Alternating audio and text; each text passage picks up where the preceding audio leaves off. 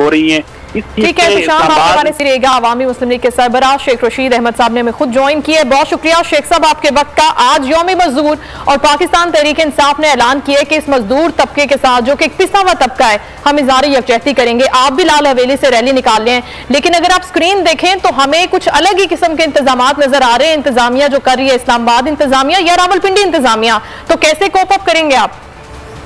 देखें जी, हमारे साथ तो रावलपिंडी इंतजामिया उलझने की कोशिश नहीं करेगी क्योंकि यहाँ 144 नहीं है। हम कमेटी चौक से फैजाबाद तक हमारा पिंडी का एरिया है, वो हम कवर करेंगे।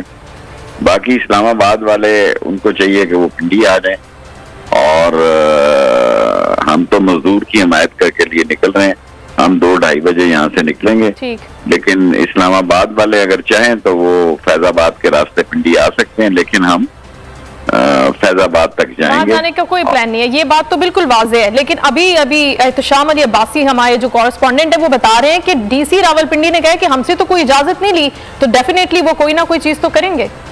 चलें जी, कर लें, कोई बात नहीं। हम कानून और आइन से लड़ेंगे नहीं। अगर वो हम आइन और कानून की कोई खिलाफवर्जी करते हैं तो हमसे निपट लें, कोई मसला नहीं है। हम भागने या डरने वाले नहीं है। हम आइन और कानून का एहतराम करेंगे। अभी तक रावलपिंडी में दफा 144 नहीं लगी। ठीक है, बहुत शुक्रिया शेख का। आज